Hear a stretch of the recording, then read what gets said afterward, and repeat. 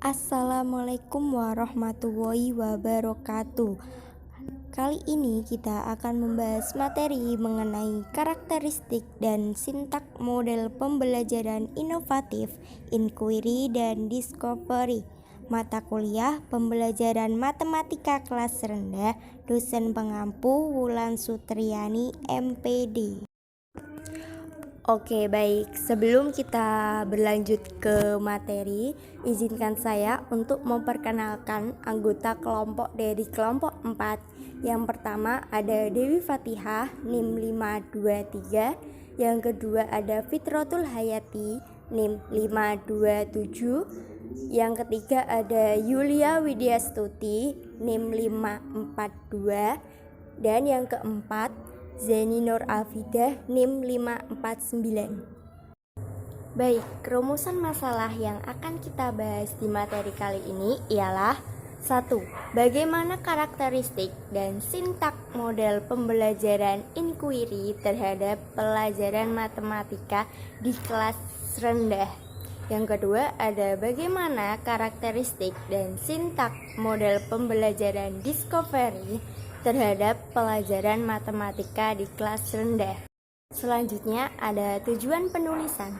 Tujuan penulisan yang pertama ialah untuk mengetahui bagaimana karakteristik dan sintak model pembelajaran inquiry terhadap pelajaran matematika di kelas rendah. Yang kedua ada untuk mengetahui bagaimana karakteristik dan sintak model pembelajaran discovery terhadap pelajaran matematika di kelas rendah. Baik, kita masuk ke dalam materi yang pertama, ialah karakteristik dan sintak model pembelajaran inquiry terhadap pelajaran matematika kelas rendah. Metode pembelajaran inquiry sendiri ialah kegiatan pembelajaran yang melibatkan secara maksimal seluruh kemampuan siswa untuk mencari dan menyelidiki suatu benda, manusia, atau peristiwa secara sistematis, kritis, logis, dan analitis. Pembelajaran inquiry menekankan pada proses mencari dan menemukan. Materi pembelajaran secara tidak langsung karena peran siswa dalam pembelajaran ini adalah mencari dan menemukan sendiri materi pembelajaran, sedangkan guru ialah berperan sebagai fasilitator dan pembimbing bagi peserta didik untuk belajar. Selanjutnya ada strategi pembelajaran inquiry. 1. Strategi inquiry ini menekankan pada aktivitas siswa secara maksimal untuk mencari dan menentukan. 2. Seluruh aktivitas yang dilakukan diarahkan untuk mencari dan menemukan jawaban sendiri dari sesuatu yang dipertanyakan. Poin ketiga, tujuan dari penggunaan strategi pembelajaran inquiry adalah mengembangkan kemampuan berpikir secara sistematis, logis, dan kritis. Seorang pendidik berperan sebagai fasilitator yang mendorong peserta didik untuk merumuskan masalah, menduga, mengumpulkan, dan mengelola data, sehingga menyimpulkan konsep yang dapat diproses belajarnya. Guru berperan penting dalam mengelola pembelajaran agar peserta didik mendapatkan pengalaman yang menantang dan bermakna. Secara umum, pose pembelajaran dalam strategi pembelajaran ini dapat mengikuti langkah-langkah sebagai berikut. 1. Orientasi. 2. Merumuskan masalah. 3. Mengajukan hipotesis. 4. Mengumpulkan data. 5. Menguji hipotesis. Dan terakhir ada 6. Merumuskan kesimpulan. Nah, selanjutnya ada karakteristik dan sintaks model pembelajaran discovery. Definisi discovery learning menurut beberapa ahli. Menurut Brunner, Levanchois dalam Attenborough, model discovery learning didefinisikan sebagai proses pembelajaran yang terjadi bila pelajar tidak disajikan dalam bentuk finalnya, tetapi diharapkan mengorganisasi sendiri. Kemudian menurut Budiningsih, model discovery learning adalah cara belajar memahami konsep, arti, dan hubungan melalui proses intuitif untuk akhirnya sampai kepada suatu simpulan. Nah, selanjutnya yaitu ciri-ciri discovery learning.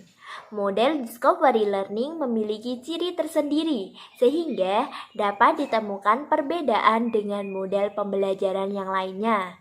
3 ciri utama dalam pembelajaran discovery learning yaitu yang pertama, mengeksplorasi dan memecahkan masalah untuk menciptakan, menggabungkan, dan menggeneralisasi pengetahuan.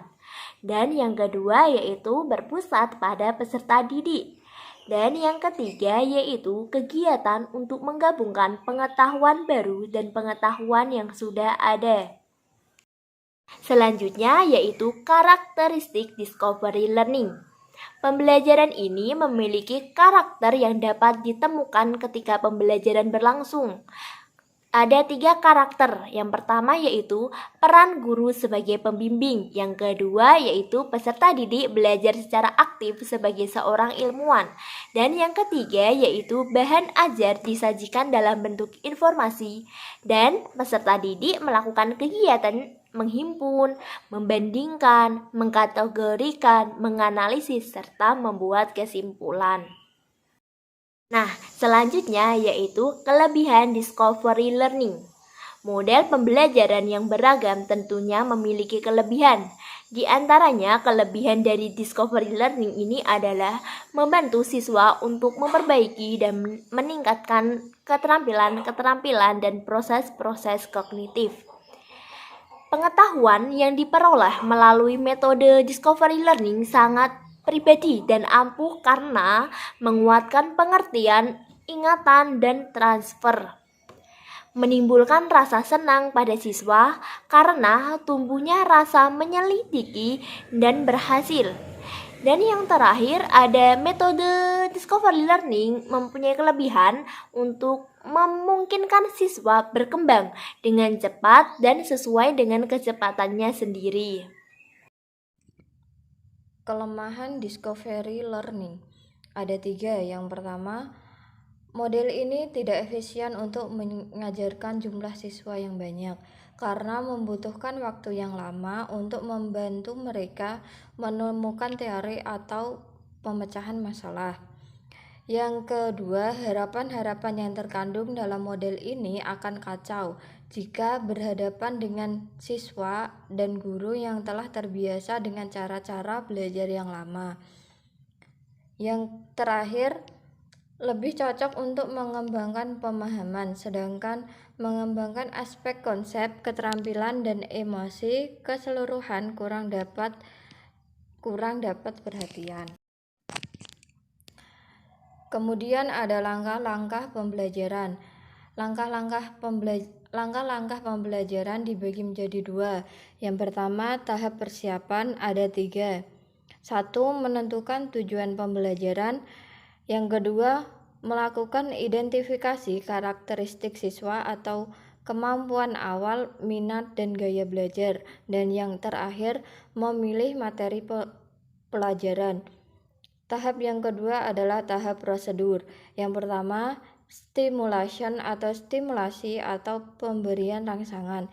Yang kedua, problem statement atau pernyataan atau identifikasi masalah.